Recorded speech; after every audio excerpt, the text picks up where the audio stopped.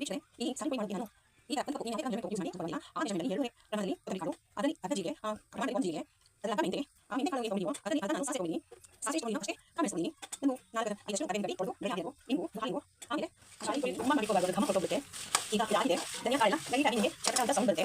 ಆಗ ನಮ್ಮ ಅತ್ತೆ ಅವ್ರ ಜೊತೆ ಸಾರು ಮೆಂತೆ ಮಾಡೋದು ಚೆನ್ನಾಗಿ ಹಾಕಿ ಹಾಕೊಂಡು ಮಾಡೋ ಸಾರು ನಮ್ಮ ಮಟ್ಟಲ್ಲ ಆಮೇಲೆ ನಾವು ಎಲ್ಲ ಮಾಡ್ತೀವಿ. ಈಗ ಸಾರು ಕುದಿದೆ ಮತ್ತೆ ಸ್ವಲ್ಪ ನೀರು ಸ್ವಲ್ಪ ಇದಷ್ಟು ಸಾರು ಇಲ್ಲ ಸ್ವಲ್ಪ ಇದೆ ಕಮ್ಮಿ ಈಗ ನಾವು ಕಾಯಿ ಹಾಕಬೇಕು. ಕಾಯಿ ಹಾಕಿ ಮತ್ತೆ ಕುದಿಸಬೇಕು. ಸ್ವಲ್ಪ ಒಗ್ಗರಣೆ ಕೊಡಬೇಕು.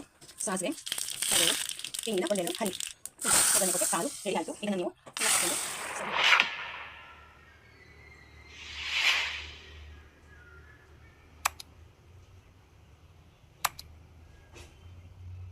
ಆತ್ಮೀಯ ವೀಕ್ಷಕರೇ, ಇವತ್ತು ನಾನಿಲ್ಲಿ ಪಕ್ಕ ಬ್ರಾಹ್ಮಣರ ಶೈಲಿ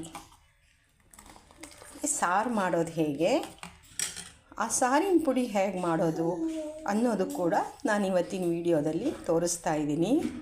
ಈ ಸಾರು ಮಾಡಿಕೊಂಡು ತಿಳಿ ನೀರು ಬರುತ್ತಲ್ಲ ರಸ, ಈ ಸಾರಿನ ರಸಕ್ಕೆ ಸ್ವಲ್ಪ ತುಪ್ಪ ಹಾಕ್ಕೊಂಡು ಕುಡಿತಾ ಇದ್ದರೆ ಆಹಾ, ಸ್ವರ್ಗಕ್ಕೆ 3 ಗೇಣು ಅಂತಾರಲ್ಲ ಹಾಗೆ. ಬನ್ನಿ, ಏನೇನು ಸಾಮಗ್ರಿಗಳು ಬೇಕು, ಸಾರು ಮಾಡೋಕ್ಕೆ ಏನೇನು ಬೇಕು ಎಲ್ಲ ನೋಡ್ಕೊಂಡು ಬರೋಣ. ವೀಕ್ಷಕರೇ, ಇಲ್ಲಿ ಸಾರಿನ ಪುಡಿ ಮಾಡೋದಕ್ಕೆ ನಾನು ಈ ಥರ 1 ಕಪ್ಪು, ನೀವು ಯಾವುದೇ ಥರ ಮೆಷರ್ಮೆಂಟ್ ಯೂಸ್ ಮಾಡಿ ಅದು ಪರವಾಗಿಲ್ಲ. ಆ ಮೆಷರ್ಮೆಂಟಲ್ಲಿ 2.5 ಪ್ರಮಾಣದಲ್ಲಿ ಕೊತ್ತಂಬರಿ ಕಾಳು, ಅದರಲ್ಲಿ ಅರ್ಧ ಜೀರಿಗೆ, ಆ ಪ್ರಮಾಣದಲ್ಲಿ 1 ಜೀರಿಗೆ, ಅದರಲ್ಲಿ ಅರ್ಧ ಮೆಂತೆ, ಆ ಮೆಂತೆ ಕಾಳು ಏನು ತೊಗೊಂಡಿದ್ದೀವೋ ಅದರಲ್ಲಿ ಅರ್ಧ ನಾನು ಸಾಸಿವೆ ತೊಗೊಂಡಿದ್ದೀನಿ. ಸಾಸಿವೆ ಎಷ್ಟು ತೊಗೊಂಡಿದ್ದೀನೋ ಅಷ್ಟೇ ಕಾಳು ಮೆಣಸು ತೊಗೊಂಡಿದ್ದೀನಿ. ಒಂದು 4-5 ಕರಿಬೇವಿನ ಗಡ್ಡೆ ತೊಳೆದು ಡ್ರೈ ಆಗಿರೋದು, ಇಂಗು, ಇದು ಹಾಲಿಂಗು, ಆಮೇಲೆ ಅರಿಶಿನ ಪುಡಿ ಇಟ್ಕೊಂಡಿದ್ದೀನಿ. ಒಂದು 30 ಬ್ಯಾಡಗಿ ಮೆಣಸಿನ್ಕಾಯಿ ಇಟ್ಕೊಂಡಿದ್ದೀನಿ. ಹಾಗೆ ಖಾರಕ್ಕೋಸ್ಕರ, ಇದು ಅಷ್ಟು ಖಾರ ಬರಲ್ಲ, ಇದು ಗುಂಟೂರು ಮೆಣಸಿನ್ಕಾಯಿ 6-7 ಮೆಣಸಿನ್ಕಾಯಿ ಇಟ್ಕೊಂಡಿದ್ದೀನಿ. ಇಷ್ಟು ನಮಗೆ ಸಾಕು ಖಾರಕ್ಕೆ. ನಿಮಗೆ ಬೇಕಿದ್ರೆ ಇನ್ನು ಸ್ವಲ್ಪ ಖಾರವನ್ನು ಜಾಸ್ತಿ ಮಾಡ್ಕೋಬಹುದು, ಆದರೆ ನಾನು ಹಾಕಿರೋ ಮೆಜರ್ಮೆಂಟ್ಗೆ ಇಷ್ಟು ಖಾರ ಸಾಕಾಗುತ್ತೆ. ಈಗ ಒಂದೊಂದಾಗಿ ಹುರ್ಕೊಳ್ಳೋಣ. ಸ್ವಲ್ಪ ಎಣ್ಣೆಯನ್ನು ಹಾಕಿ ಹುರ್ಕೊಳ್ಳೋಣ. ನಾನು ಯೂಸ್ ಮಾಡ್ತಾ ಇರೋದು ಕಡಲೆಕಾಯಿ ಎಣ್ಣೆ. ನೀವು ನಿಮಗೆ ಯಾವುದು ಇಷ್ಟ ಆಗುತ್ತೆ, ಯಾವ ಎಣ್ಣೆ ನೀವು ಯೂಸ್ ಮಾಡ್ತೀರಾ ಆ ಎಣ್ಣೆಯನ್ನು ಯೂಸ್ ಮಾಡಿ ಫ್ರೈ ಮಾಡ್ಬೋದು. ಎಲ್ಲವನ್ನು ಮೀಡಿಯಮ್ ಸಿಮ್ಮಲ್ಲಿ ಹುರ್ಕೋಬೇಕು. ನಾನು ನಿಮಗೆ ಹೇಳಲಿಲ್ಲ, ನಾನು ಧನಿಯಾ ಯೂಸ್ ಹುರಿಯೋವಾಗಲೇ ಮೆಣಸಿನ್ಕಾಯಿನೂ ಹಾಕ್ತೀನಿ. 2 ಈಕ್ವಲ್ ಆಗಿ ಫ್ರೈ ಆಗುತ್ತೆ. ಧನಿಯಾ ಸ್ವಲ್ಪ ನಿಧಾನನೇ. ಮೆಣಸಿನ್ಕಾಯಿಯನ್ನು ನೀವು ಬೇಸಿಗೆ ಕಾಲದಲ್ಲಾದರೆ ಒಂದಿನ ಅಥವಾ ಒಂದು ಬಿಸಿಲಲ್ಲಿ ಇಟ್ಟು ನೀವು ತೆಗಿಬಹುದು. ಮತ್ತು ಈ ಥರ ಕಟ್ ಮಾಡೋದ್ರಿಂದ ನಿಮಗೆ ಈಸಿಯಾಗಿ ಮೆಣಸಿನ್ಕಾಯಿ ಹುರಿಯುತ್ತೆ. ಇಲ್ಲ ಅಂದರೆ ಒಂದು ಕಡೆ ಕಪ್ಪಾಗುತ್ತೆ, ಒಂದು ಕಡೆ ರೋಸ್ಟ್ ಆಗುತ್ತೆ, ಒಂದು ಕಡೆ ಹಸಿ ಇರುತ್ತೆ. ಸಾಧಾರಣವಾಗಿ ನಾನು ಈ ಥರನೇ ಕಟ್ ಮಾಡಿ ಸಾರಿನ ಪುಡಿ, ಸಾಂಬಾರು ಪುಡಿಗೆಲ್ಲ ಹೀಗೆ ಕಟ್ ಮಾಡಿ ಹುರಿಯೋದು. ನೀವು ಹೇಗೆ ಹುರಿತೀರಾ ಅನ್ನೋದನ್ನು ಕಮೆಂಟ್ ಮಾಡಿ.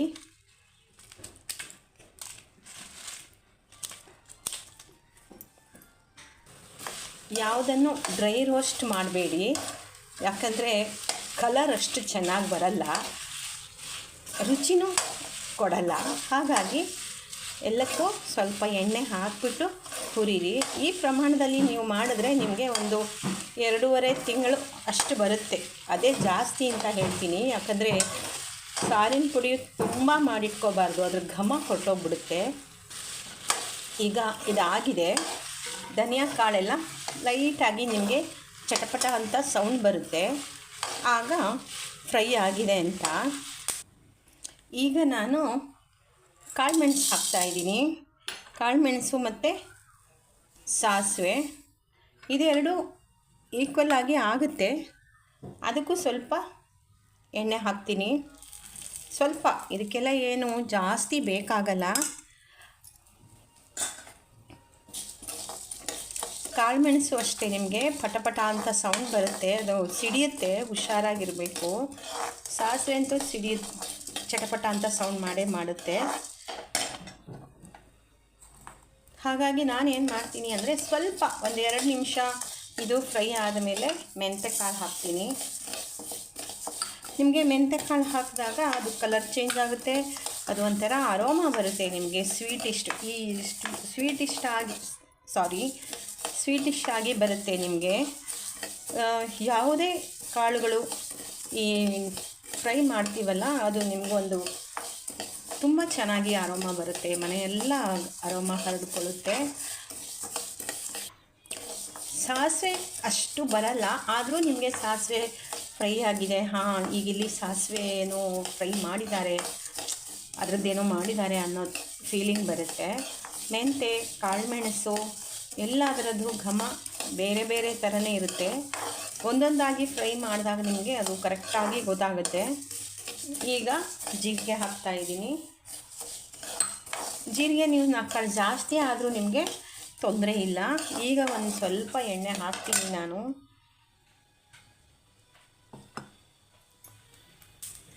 ಎಲ್ಲವನ್ನು ಮೀಡಿಯಮ್ ಉರಿಯಲ್ಲೇ ಫ್ರೈ ಮಾಡಿ. ಬೇಗ ಆಗಬೇಕು ಅಂತ ಜೋರು ಉರಿ ಇಟ್ಟರೆ ಸೀದು ಹೋಗುತ್ತೆ, ಸಾರು ಅಷ್ಟು ರುಚಿ ಆಗಲ್ಲ, ಸ್ವಲ್ಪ ಕಹಿ ಬರುತ್ತೆ. ಹಾಗಾಗಿ ನೋಡಿ, ಈಗ ಮೆಂತ್ಯ ಕೂಡ ಕಲರ್ ಚೇಂಜ್ ಆಗಿದೆ. ನಿಮಗೆ ಸೌಂಡ್ ಬರುತ್ತೋ ಇಲ್ವೋ ಗೊತ್ತಿಲ್ಲ.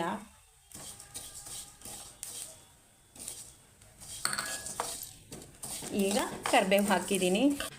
ಕರಿಬೇವು ಜಾಸ್ತಿ ಹಾಕಬೇಡಿ, ಅದು ಕಲರ್ ಕಪ್ಪಾಗುತ್ತೆ, ಕಲರ್ ಚೇಂಜ್ ಆಗುತ್ತೆ ಸಾರಿಂದು, ಹಾಗಾಗಿ ಜಾಸ್ತಿ ಬೇಡ.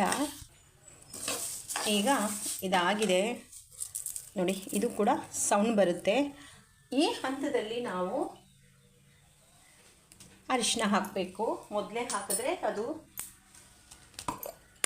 ಕಪ್ಪಾಗುತ್ತೆ, ಸೀದು ಹೋಗ್ಬಿಡುತ್ತೆ. ಇಂಗು ಕೂಡ ನಾನು ಇವಾಗಲೇ ಹಾಕ್ತೀನಿ.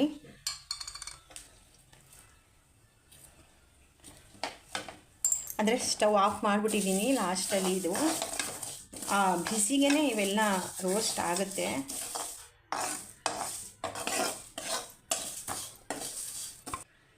ಈಗ ಇವೆಲ್ಲ ತಣ್ಣಗಾಗಕ್ಕೆ ಬಿಡೋಣ. ತಣ್ಣಗಾದ ಮೇಲೆ ನಾವು ಮಿಕ್ಸಿ ಮಾಡಬೇಕಾಗತ್ತೆ. ಸಾರಿನ ಪುಡಿ ಇಷ್ಟು ನೈಸ್ ಆದರೆ ಸಾಕು, ಸ್ವಲ್ಪ ತರಿ ಇರಬೇಕು. ಇದನ್ನು ಈಗ ನಾವು ಏರ್ ಟೈಟ್ ಡಬ್ಬಕ್ಕೆ ಹಾಕಿ ತುಂಬಿ ಇಟ್ಕೊಳ್ಳೋಣ. ಇದು ಈಗಲೇ ಮುಚ್ಚಬಾರ್ದು, ಸ್ವಲ್ಪ ಹೀಗಿದ್ರೆ ಪರವಾಗಿಲ್ಲ, ಸ್ವಲ್ಪ ತಣ್ಣಗಾಗಲಿ, ಆಮೇಲೆ ಗಟ್ಟಿಯಾಗಿ ಮುಚ್ಚಿಟ್ಕೊಳ್ಳೋಣ. ಸಾರಿನ ಪುಡಿ ಅಂತೂ ಮಾಡಿರೋದನ್ನು ನೋಡಿದ್ವಿ. ಈಗ ಸಾರು ಹೇಗೆ ಮಾಡೋದು ಅಂತ ನೋಡೋಣ. ಬೇಳೆ ಚೆನ್ನಾಗಿ ಬೇಯಬೇಕು. ನಾನು ಕುಕ್ಕರಲ್ಲಿ ಕೂಗಿಸಿದ್ರೂ ಕೂಡ ಅದು ಅಷ್ಟು ಮೆತ್ತಗೆ ಬೆಂದಿರಲ್ಲ, ಹಾಗಾಗಿ ಅದನ್ನು ಬೇಯಕ್ಕೆ ಇಟ್ಟಿದ್ದೀನಿ. ಇಲ್ಲಿ 3 ಟೊಮೆಟೊ ಬೇಯಿಸ್ಕೊಂಡಿದ್ದೀನಿ, ಹಾಗೆ ರುಚಿಗೆ ತಕ್ಕಷ್ಟು ಉಪ್ಪು, ಇಲ್ಲಿ ಕಾಯಿ ಹಾಲು ಇಟ್ಕೊಂಡಿದ್ದೀನಿ. ಇದು ಸಾರಿನ ಪುಡಿ, ಹಾಗೆ ಸಾರಿನ ಪುಡಿಗೆ ಹುಣಸೆ ಹಣ್ಣು, ಬೆಲ್ಲ ಹಾಕ್ತೀನಿ, ಬಟ್ ಬೆಲ್ಲ ಆಮೇಲೆ ತೋರಿಸ್ತೀನಿ. ಸಾರಿಗೆ ಬೇಳೆ ಎಷ್ಟು ಮೆತ್ತಗೆ ಬೇಯುತ್ತೆ ಅಷ್ಟು ರುಚಿಯಾಗಿರುತ್ತೆ. ಹಾಗಾಗಿ ಇದು 5 ಕೂಗಿಸಿದ್ರೂ ಅದು ಅಷ್ಟು ಚೆನ್ನಾಗಿ ಬೆಂದಿರಲಿಲ್ಲ. ಬೆಂದಿರುತ್ತೆ. ಈಗ ಸಾಂಬಾರಿಗೆಲ್ಲ ಸಾಕೋದು, ಸಾರಿಗೆ ಇನ್ನೂ ಒಂಚೂರು ಮೆತ್ತಗಾಗಬೇಕದು. ಇಟ್ಟಿದ್ದೀನಿ ನೋಡಿ, ಈ ಥರ ಬರಬೇಕು ಸಾರಿಗೆ ಬೇಳೆ. ಈಗ ಅದಕ್ಕೆ ಒಂದೊಂದಾಗಿ ಹಾಕೋಣ. ಹುಣಸೆ ಹಣ್ಣು ಹಾಕ್ತಾಯಿದ್ದೀನಿ, ಉಪ್ಪು, ರುಚಿಗೆ ತಕ್ಕಷ್ಟು ಬೆಲ್ಲ, ಸಾರಿನ ಪುಡಿನೂ ಅಷ್ಟೇ. ಉಪ್ಪು, ಹುಳಿ, ಬೆಲ್ಲ, ಸಾರಿನ ಪುಡಿ, ಬೇಳೆಯಲ್ಲಿ ಎಲ್ಲ ಒಂದು ಸಲ ಚೆನ್ನಾಗಿ ಕುದಿಬೇಕು. 3 ಟೊಮೆಟೊ ಕೂಡ ನಾನು ಮಿಕ್ಸಿಗೆ ಹಾಕ್ತಾಯಿದ್ದೀನಿ. ಕುದ್ದಿದೆ ಅದೆಲ್ಲ, ಉಪ್ಪು, ಬೆಲ್ಲ, ಆಮೇಲೆ ಹುಣಸೆ ಹಣ್ಣು ಎಲ್ಲ ಒಂದು ರೌಂಡ್ ಕುದ್ದಿದೆ. ಈಗ ಇದಕ್ಕೆ ಎಷ್ಟು ಬೇಕು ಅಷ್ಟು ನೀರು ಹಾಕಿ ಚೆನ್ನಾಗಿ ಕುದಿಸ್ಬೇಕು ಇನ್ನೊಮ್ಮೆ.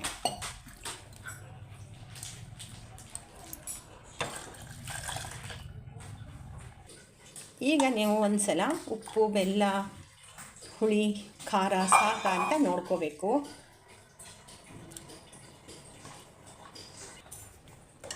ಆವಾಗವಾಗ ಕೈ ಅದಕ್ಕೆ ಕೈ ಅಲ್ಲಾಡಿಸ್ತಾ ಇರಬೇಕು.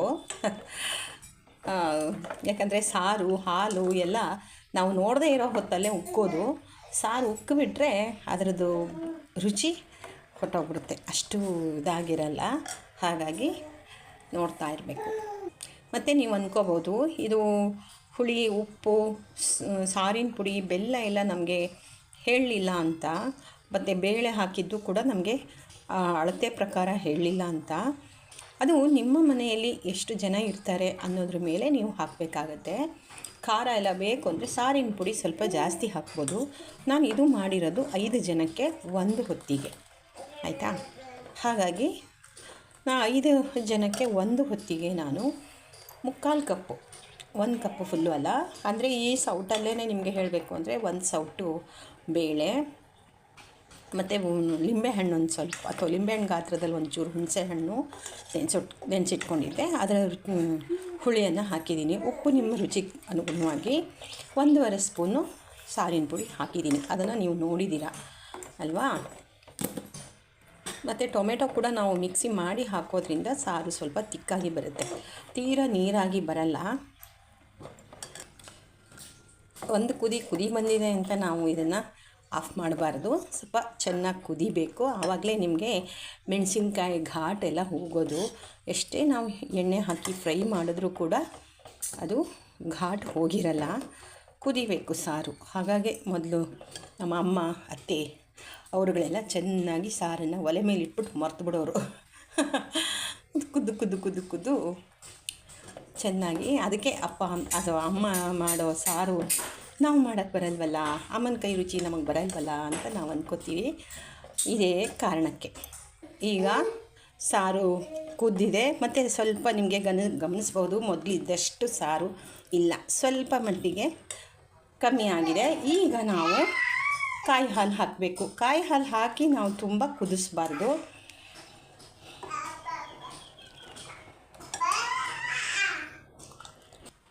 ಸಾರಿಗೆ ಯಾವತ್ತೂ ತುಪ್ಪದಲ್ಲಿ ಒಗ್ಗರಣೆ ಕೊಡಬೇಕು. ಸಾಸಿವೆ, ಕರಿಬೇವು, ತೆಂಗಿನ 1-2 ಹನಿ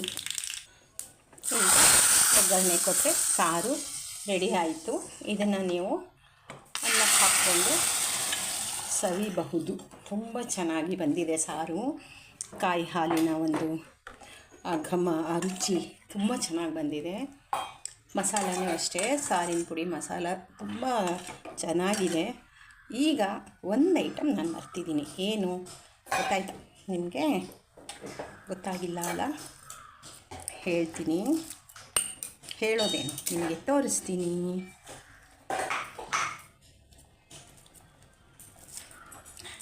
ಇದು ಹಾಕಿದ ಮೇಲೆ ನೀವು ಕುದಿಸೋದು ಬೇಡ. ನಾನು ಸ್ಟವ್ ಆಫ್ ಮಾಡಿದ್ದೀನಿ. ಆ ಸ್ಟವ್ವಿನ ಒಂದು ಬಿಸಿಗೆ ಸಾರು ಕುದಿಯುತ್ತೆ, ತುಂಬ ಹೊತ್ತಿಂದ ಕುದ್ದಿರೋದ್ರಿಂದ. ವೀಕ್ಷಕರೇ, ನೀವು ಒಮ್ಮೆ ಈ ಥರ ಸಾರು ಮಾಡಿಕೊಂಡು ರುಚಿ ನೋಡ್ತೀರಾ ಅಲ್ವಾ? ಇನ್ನೊಂದು ಇಂಟ್ರೆಸ್ಟಿಂಗ್ ಆಗಿರೋ ವಿಷಯದೊಂದಿಗೆ ಮತ್ತೆ ಬರ್ತೀನಿ. ಸಾರನ್ನು ನೀವು ಕೂಡ ಮಾಡಿ ರುಚಿ ನೋಡಿ.